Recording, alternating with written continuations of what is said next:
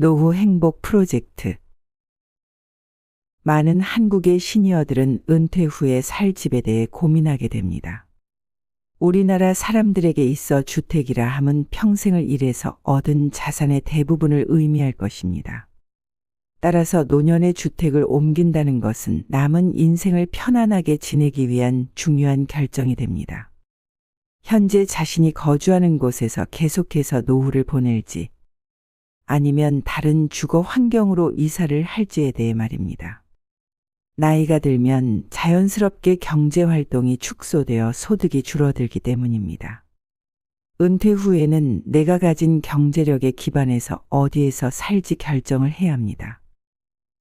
소득이 많이 줄었는데도 주거의 높은 고정 비용을 유지하는 것은 합리적인 선택이 아닙니다. 자녀들은 모두 결혼을 끝내고 부부만 남거나 홀로 남겨진 상황에서는 나의 상황에 맞춰 주거 환경을 변화시켜야 합니다. 세상이 변해 은퇴를 하고 나서도 긴 시간을 보내는 세상이 되었습니다. 이 시간을 행복하게 지내기 위해서는 노후의 나의 새로운 터전은 정말 중요합니다. 그래서 오늘은 은퇴 이후 주택을 선택할 때 반드시 고려해야 하는 6가지에 대해 소개를 해보겠습니다. 첫 번째는 너무 작은 평수의 집은 피해라입니다. 은퇴를 맞이하면서 많은 시니어들은 자녀들이 독립하고 나 혼자만의 생활을 시작하는 경우가 많습니다. 이런 변화에 따라 주거 환경에 대한 고민도 새롭게 다가옵니다. 그 중에서도 평수는 매우 중요한 고려 사항 중 하나입니다. 이때 작은 평수의 주택으로 이사하는 경우가 많은데, 이는 경제적인 부담을 줄일 수 있고 유지 보수 비용을 절감할 수 있어 매력적으로 느껴질 수 있습니다. 그러나 노후에는 작은 평수의 주택이 가질 수 있는 한계와 단점을 고려해야 합니다. 가장 먼저 생각해 봐야 할 점은 수납 공간의 부족입니다. 작은 평수의 주택은 수납 공간이 제한적일 수 있습니다. 수납 공간이 부족하면 필요한 물품을 정리하고 보관하기가 어렵습니다.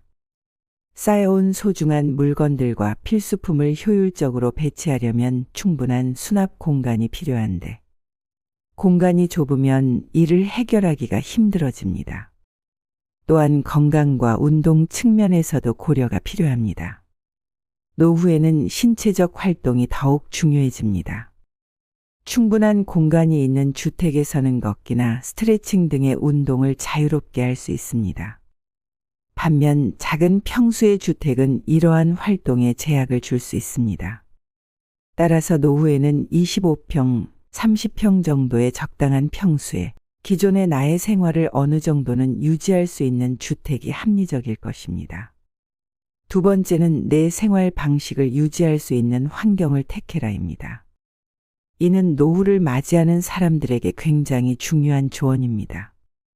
사람들은 각자의 취향과 성향, 삶의 가치관에 따라 다양한 생활 방식을 가지고 있습니다. 이를 유지하면서 편안한 노후를 보내려면 적절한 주거 환경을 선택하는 것이 필수적입니다.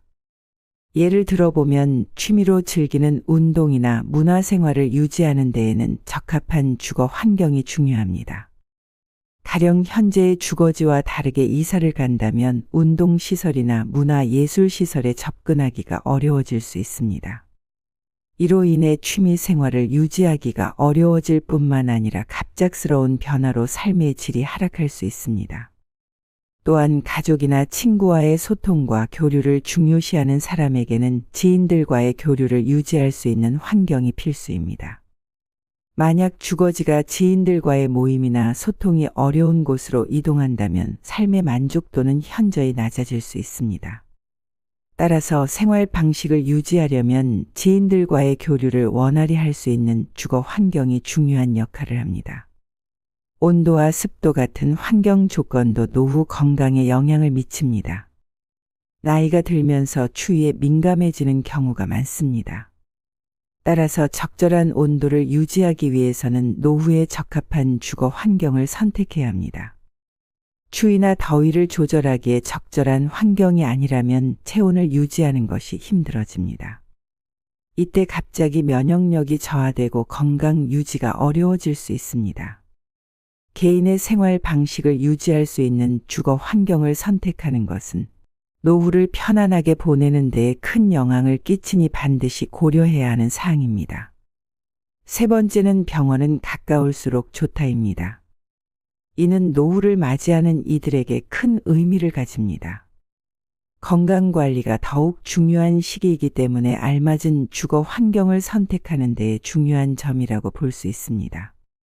구체적으로 살펴보면 가까운 거리에 의료시설이 위치하는 것이 어떤 혜택을 가져다 주는지 알 수 있습니다. 먼저 정기적인 건강검진과 예방접종은 노후에 더욱 중요합니다. 병원이 가까운 곳에 있으면 의료 서비스를 빠르고 편리하게 받을 수 있습니다. 건강한 노후를 위해서는 주기적인 검사와 예방 조치가 필수입니다. 의료시설이 가까이 있어야 건강 상태를 체계적이고 주기적으로 관리할 수 있습니다. 또한 만성적인 질환의 치료와 관리는 노후에 빈번하게 발생하는 문제 중 하나입니다. 병원이 근처에 있으면 치료 및 관리에 대한 접근이 용이하며 불편함 없이 꾸준한 치료가 가능합니다. 이는 노후 생활의 편안한 삶을 지원하고 급격한 건강 변화에 대비할 수 있게 해줍니다. 응급 상황에 대한 신속한 대응은 노후에 더욱 중요한데, 최소 30분 이내에 위치한 병원은 응급 상황에 신속하게 대응할 수 있습니다. 노후의 건강 상태가 불안정해질 수 있으므로 빠른 응급 의료 서비스는 생명을 지키는 데 큰 역할을 합니다. 더불어 갑작스럽게 발생하는 질병에 대한 대응도 수월하여 노후 생활의 불확실한 상황에 대비하는 데 도움이 됩니다. 일상적인 병원 이용을 고려할 때에도 거주 지역의 의료시설이 가까울수록 생활의 편의성이 크게 향상됩니다. 병원까지의 이동이 간편하다면 건강에 대한 관리가 부담이 아닌 즐거움으로 전환될 것입니다. 종합하면 의료 서비스의 좋은 접근성은 노후 생활의 편안함과 안전성을 향상시키는 데 결정적인 역할을 합니다. 건강한 노후를 위해서 주거 환경을 선택할 때는 의료시설이 가까운 위치에 있는지 고려하는 것이 중요합니다. 네 번째는 자녀와 같이 살기보다는 근처에서 살라입니다. 이는 노후의 자녀와의 독립적인 삶을 추구하는 데에 대한 중요한 관점을 제시합니다. 현실적인 상황에 따라 자녀와 함께 살게 되는 경우도 있겠지만, 가능하다면 자신만의 공간에서 살면서 서로 도움을 주고 받을 수 있는 상황이 노후 생활에 더 이상적일 수 있습니다. 자녀가 독립하여 각자의 생활 방식을 살아가게 되면 그들 또한 자신만의 가정과 삶을 형성하게 됩니다. 함께 살게 된다면 각자의 가정에서 특유의 생활 방식 충돌이 발생할 수 있고, 자식의 배우자나 손주들과의 관계에서도 예상치 못한 문제들이 발생할 수 있습니다. 이로 인해 큰 스트레스를 받을 수 있으며 가족 간의 관계에 긍정적인 영향을 미치기보다는 부정적인 영향을 미칠 수도 있습니다. 반면 근처에서 독립적으로 살게 된다면 자녀에게 도움을 주거나 받으면서도 각자의 공간과 생활 방식을 유지할 수 있습니다. 자녀의 도움을 받거나 일상적인 돌봄을 나누면서도 서로의 독립성을 존중할 수 있어 삶에 큰 활력을 느낄 수 있습니다. 또한 자녀의 가정에서 발생하는 긴박한 상황이나 충돌에 직접적으로 노출되지 않으면서도 필요시에 지원을 할 수 있어서 편안한 노후를 보낼 수 있습니다. 누군가는 자녀와 함께 살면 경제적 부담이 줄어들고 외로움을 해소할 수 있는 긍정적인 측면을 언급할 수 있습니다.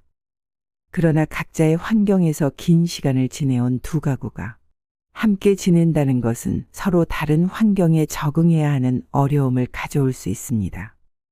이미 각자 형성된 생활 방식과 습관들이 충돌할 경우 이를 해결하는 것은 쉽지 않을 것입니다. 노후 생활에서는 새로운 스트레스를 늘리기보다는 안정된 환경에서 독립적으로 편안하게 지내는 것이 현명한 선택일 수 있습니다. 따라서 자녀와의 적당한 거리를 유지하면서 근처에서 필요할 때 서로 도움을 주고 받을 수 있는 관계를 유지하는 것이 노후의 안정적이고 풍요로운 삶을 유지하는 데 도움이 될 것입니다. 다섯 번째는 집 근처의 공원이나 산책할 수 있는 야외 활동이 가능한 공간을 택해라입니다. 노후를 즐겁게 보내기 위해 건강을 유지하고자 하는 노인들에게는 굉장히 중요한 조언입니다. 노년기에는 외부 활동이 더욱 중요해지는데 그 중에서도 적절한 운동과 산책은 신체적, 정신적 건강에 큰 도움을 줍니다.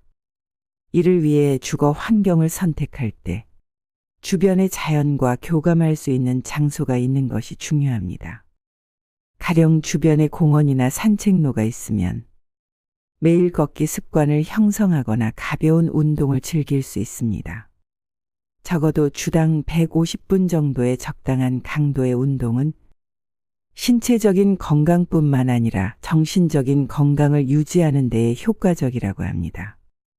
이러한 운동 습관은 고혈압, 당뇨, 심혈관 질환 등을 예방하고 치매 예방에도 기여할 수 있습니다. 또한 노년의 우울증으로 고통받고 있는 사람들이 증가하고 있다고 합니다. 주변의 치열한 경쟁 분위기와 매체의 발달로 타인과의 비교가 늘어나고 노인 인구가 증가함에 따라 이러한 문제는 더욱 심각해지고 있습니다. 이를 해결하기 위해서는 각자 개인의 건강을 유지하려는 노력이 필요하며 주변에 공원이나 산책로가 있으면 이 문제 해결에 있어 큰 도움이 됩니다. 야외 활동은 정서적인 안정감을 주고 우울증을 예방하는 데 도움이 됩니다. 집 주변의 자연 속에서 산책 가능한 환경이 있다면 가볍게 운동을 하거나 꾸준한 산책을 통해 보다 쉽게 건강을 유지하면서 노후를 즐기는 것이 가능할 것입니다. 따라서 집 근처의 자연과 교감할 수 있는 활동 가능한 공간이 있는 주거 환경을 선택하는 것은 노후 생활에 있어 건강하고 행복한 삶을 유지시키는 데 도움이 될 수 있습니다. 여섯 번째는 노년에 적합한 집을 선택하라입니다. 이것은 노후의 안정적이고 편안한 생활을 위해 다양한 조건을 고려해서 집을 선택하는 것이 얼마나 중요한지를 말합니다. 노년에 적합한 주거 환경을 선택할 때에는 다양한 측면을 고려하여 신중한 판단이 필요한데 우선 노후에는 금전적 부담이나 유지 비용에 대한 고려가 더욱 중요해집니다.